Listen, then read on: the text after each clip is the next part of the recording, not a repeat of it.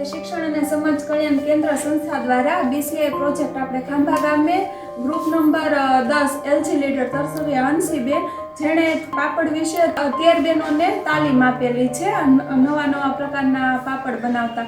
તો હંસીબેન, તમને કેવા પ્રકારના પાપડ બનાવતા આવડે છે? મને ઘઉંના લોટના બનાવતા આવડે, મેંદાના લોટના બનાવતા આવડે, ચોખાના લોટના બનાવતા આવડે. પણ અત્યારે તો શિયાળો એટલે ઘઉંના લોટના કરીને ખીચું કરીને બનાવે. સરસ.